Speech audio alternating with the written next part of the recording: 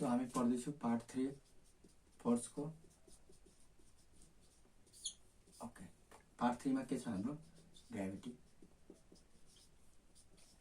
Gravity भनेको the force by which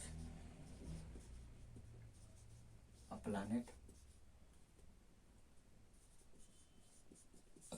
अथवा heavenly body attracts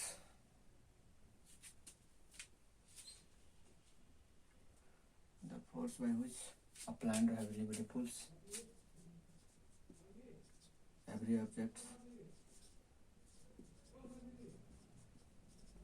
towards its center is called gravity. Gravity भनेको the force by which a planet or heavenly body pulls every object towards its center is called gravity. कुनै पनि वस्तुलाई कुनै पनि एउटा ठुलो वस्तुले सानो वस्तुलाई तान्छ नि कता अनि सेन्टर आफ्नो सेन्टरतिर तानिरहेको हुन्छ जसलाई के भन्छ हामी ग्राभिटी। सो हामी एकछिन अलिकति ग्राभिटी अफ अर्थ पढौँ, त्यसपछि बुझ्न सजिलो हुन्छ। Gravity of earth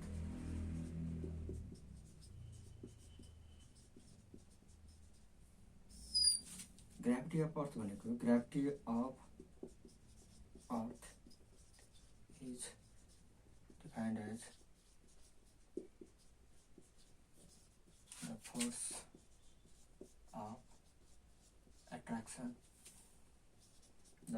of attraction of earth on objects within its gravitational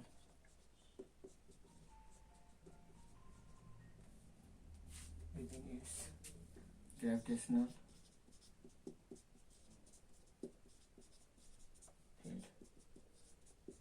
basically यसले के भन्न खोजेको छ, gravity of earth is defined as the force of attraction. एउटा यो पनि फोर्स अफ एट्र्याक्सन नै हो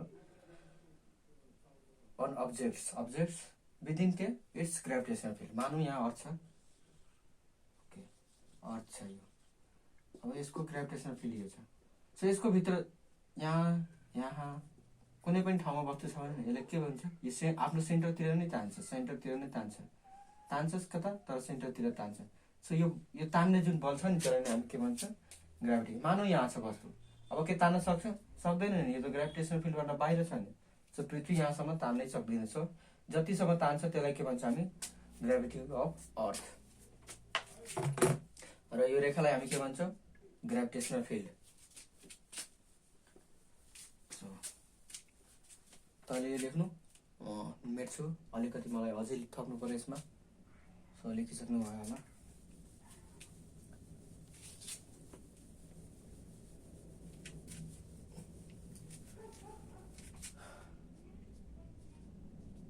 सो ग्राभिटीलाई पनि केले डिनोट गरिन्छ, आफ्नो it is denoted by F. कसैले सानो एफ नै लेख्छ कुनै बुकमा। Okay, so F or F छ अनि यसको फर्मुला रहेछ, फर्मुला निकाल्ने F equal to M into G. So यहाँ बेसिकली एफ भनेको के भयो, ग्राभिटी भयो। एम भनेको F is gravity and M is a mass of gravity of के planet. Okay, mass of object g भनेको acceleration due to gravity of planet.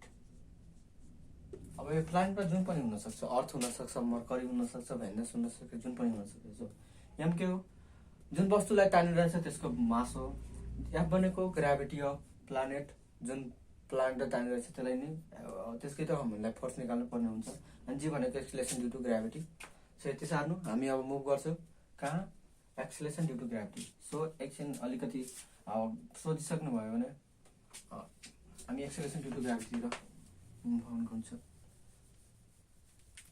Acceleration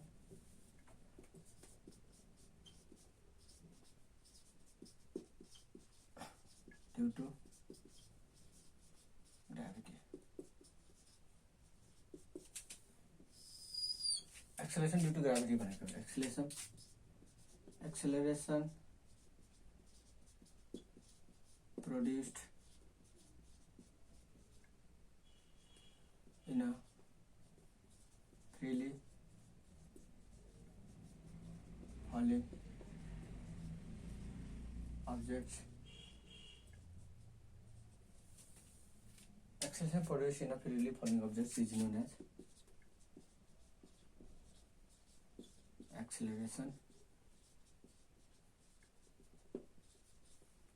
due to gravity. It is denoted by denoted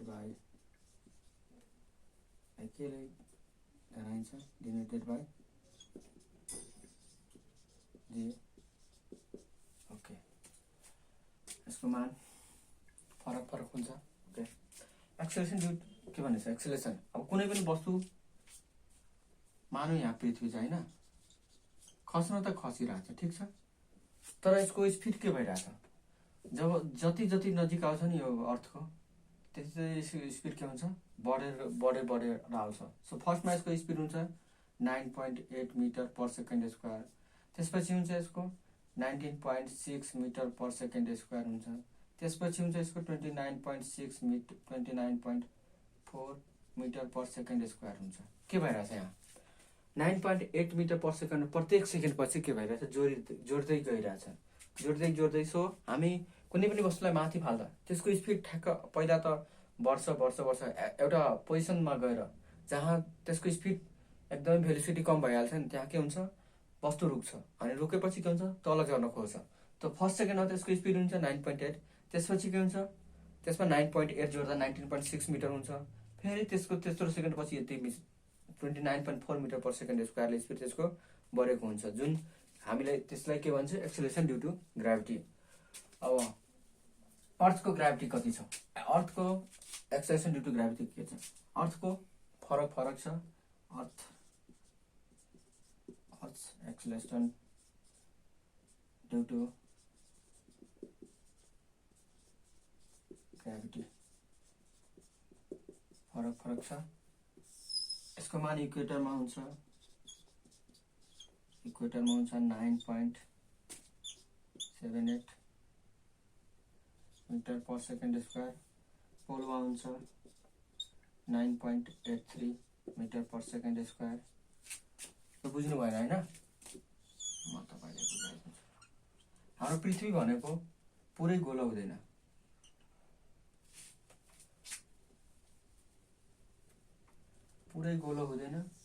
round shaped हुन्छ हैन.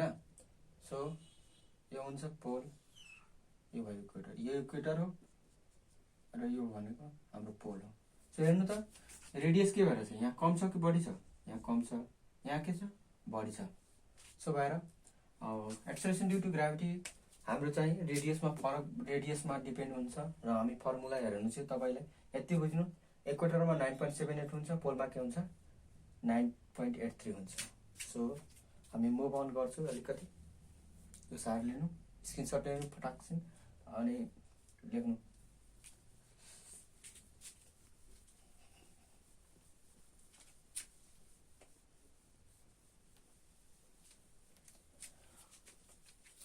So हामी एउटा relation हेर्छौँ हैन, relation of gravity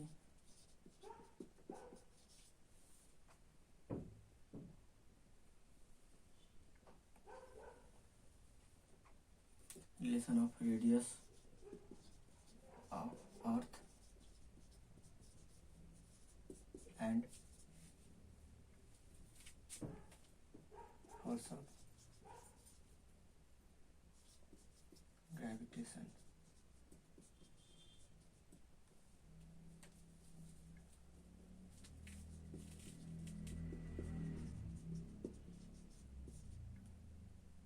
यहाँबाट हाम्रो के आउँछ, हाम्रो जी को मान आउँछ होइन। सो हामी के गर्छौँ, एफ इक्वल टु एमजी लेख्छौँ होइन। यो के हो, फोर्स अफ ग्राभिटी होइन।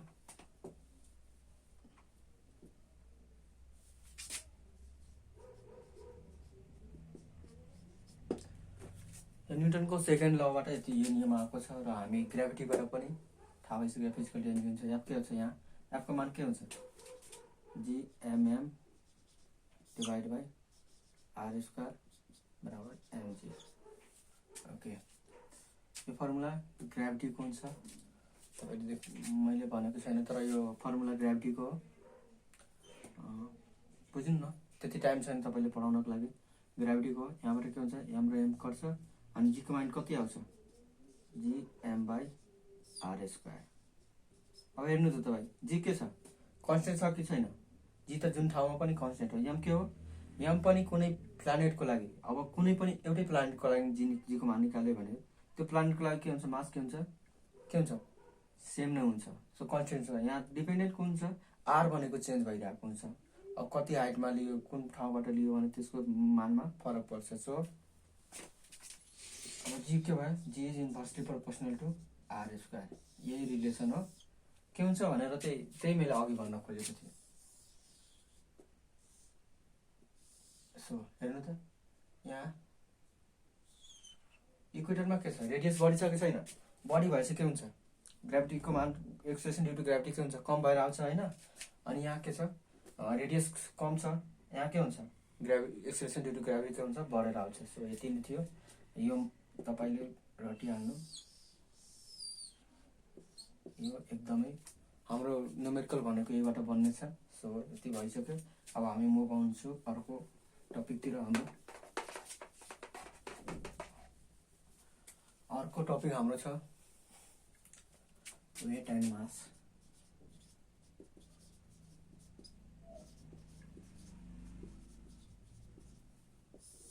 वेट एन्ड मास छ। वेट भनेको के हो,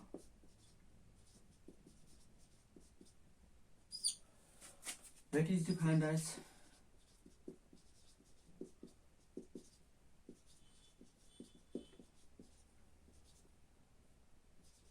the force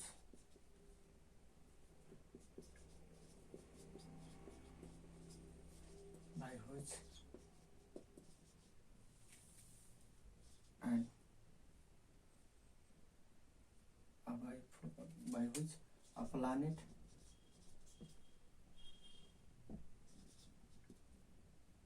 within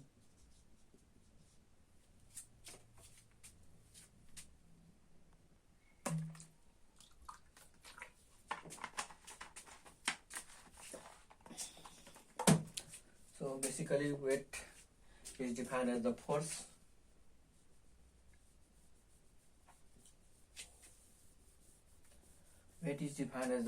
weight of a body. Sorry, एकछिन वेट दिन्छु यसलाई, अलिकति रङ भएको, सरी।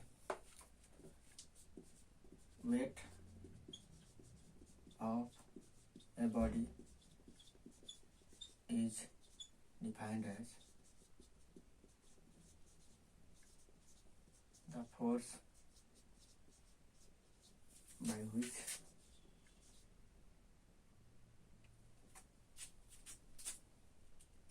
चलिरहेको छ होइन, क्यामेरा चलिरहेको छ। weight of a body is defined as the force by which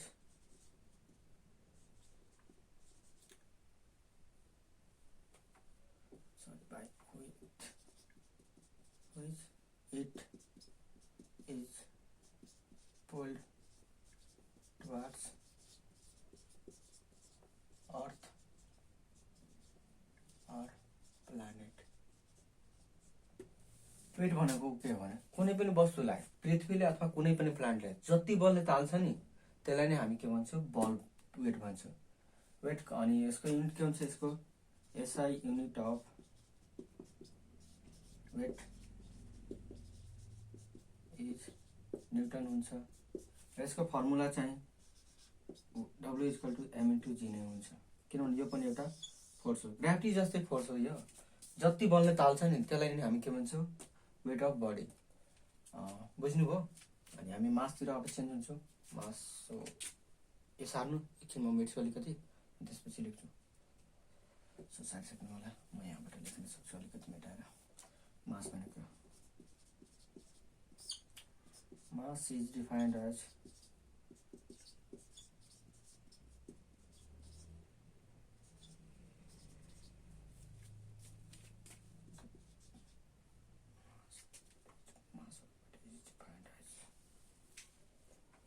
mass of a body is defined as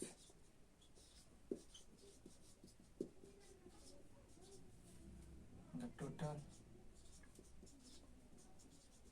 matter contained in an atom.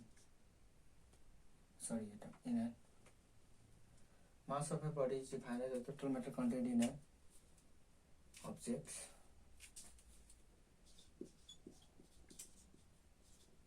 is known as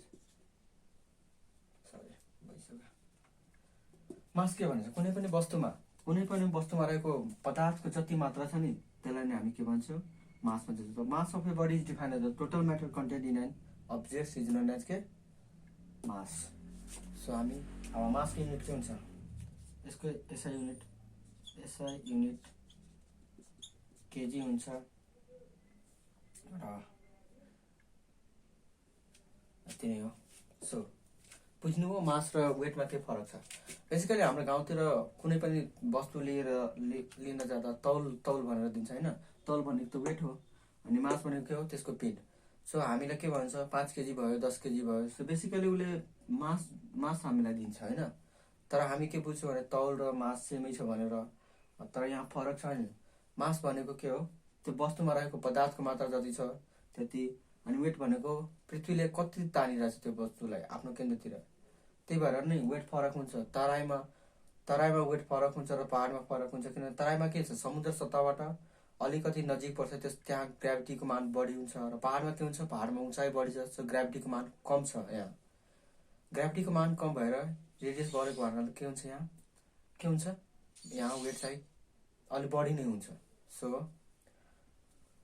so यति हो तपाईँ बुझ्नु। अनि त्यसपछि हाम्रो 2-3वटा टपिक छ। सो फटाफट हामी गर्यौँ, त्यसपछि हाम्रो न्युमेरिकल पार्ट आउँछ।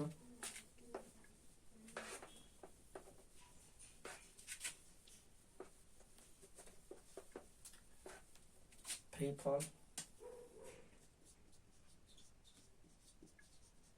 And weightlessness.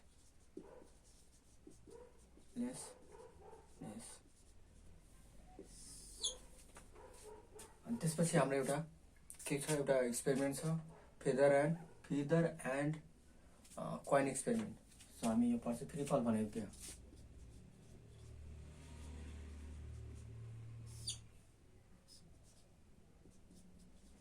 falling of body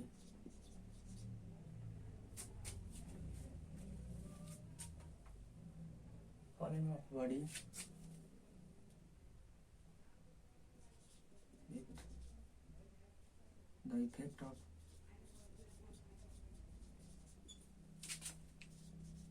gravity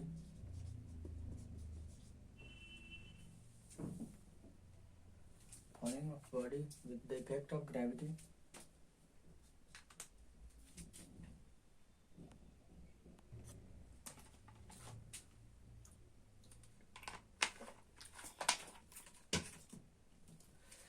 so falling of body with the effect of gravity in the under the effect of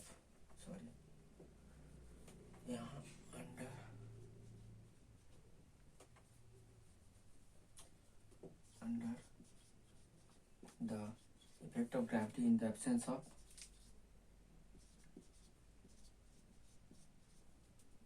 external resistance is called free fall.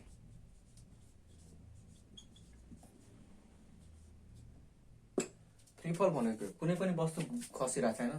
मानौ यहाँबाट कुनै वस्तु पृथ्वीमा खसिरहेछ होइन, पृथ्वीमा खसिरहेछ। अनि बस्ती खसिरहेछ ग्राभिटीले त तानिरहेको हुन्छ, तर यसमा हावाले पनि कुनै बेला के दिइरहेको हुन्छ भने प्रेसर पछाडिबाट प्रेसर दिइरहेको छ, एउटा ऊर्ध्व चाप फोर्स हुन्छ जसले दिइरहेको हुन्छ, त्यसलाई माथि नै लग्न खोजिरहेको हुन्छ। अब यसको अब्सेन्समा हावा छैन, कुनै पनि कुरा छैन र यो खसिरहेछ नि फ्री फल, त्यसलाई नै भन्छ हामी के स्वतन्त्र खसाइ। फ्री फल भनेको स्वतन्त्र खसाइ, स्वतन्त्र खाए, कुनै पनि वस्तुले त्यसलाई रोकेको छैन। अब ग्राभिटीको कारणले मात्रै खसिरहेछ भने त्यसलाई हामी के भन्छौँ, फ्री फल भन्छौँ। अब अर्को हाम्रो weightlessness.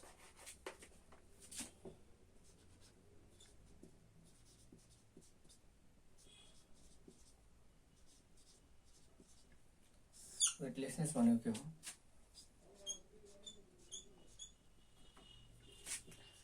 Weightlessness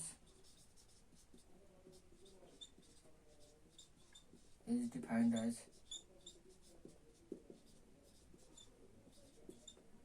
complete or near complete. Wetlessness is defined as complete or near complete absence of sense of weight. के भनेछ वेटलेसनेस के हो? कुन वेटलेसनेस एउटा कम्प्लिट पुरै अथवा नियर कम्प्लिट एब्सेन्स अफ के वेट, एब्सेन्स अफ के सेन्स अफ वेट।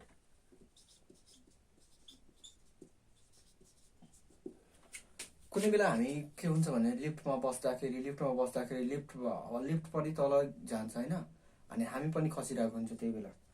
र हाम्रो त्यो बेला के हुन्छ भने हाम्रो ग्राभिटी र त्यो लिफ्टको ग्राभिटी एकदमै जिरो हुन्छ, सेम भइहाल्छ। सेम भएको बेलामा के हुन्छ, हामीलाई वेटलेसनेस फिल हुन्छ, तलबिन्ता फिल हुन्छ। त्यो बेलामा हाम्रो ग्राभिटीको मान जिरो हुन्छ। जिरो त होइन, तर दुइटै लिफ्टको र हाम्रो ग्राभिटीको मान सेम हुन्छ। त्यो बेला हामीलाई के हुन्छ, कस्तो फिल हुन्छ भने वेटलेसनेस फिल हुन्छ। र अर्को वेटलेसनेस फिल हुनु भनेको स्पेस सेन्टरमा हुन्छ। स्पेस सेन्टर जुन हाम्रो स्पेससिपहरूमा हुन्छ, स्पेसमा हामी फिल गर्छौँ। सो यति नै छ आजको लागि। अलिकति यसमा अझै थपिदिन्छु म, feather and coin experiment. So छिट्टै अनि यो भिडियोलाई म यतै सकाउँछु। Feather and coin experiment.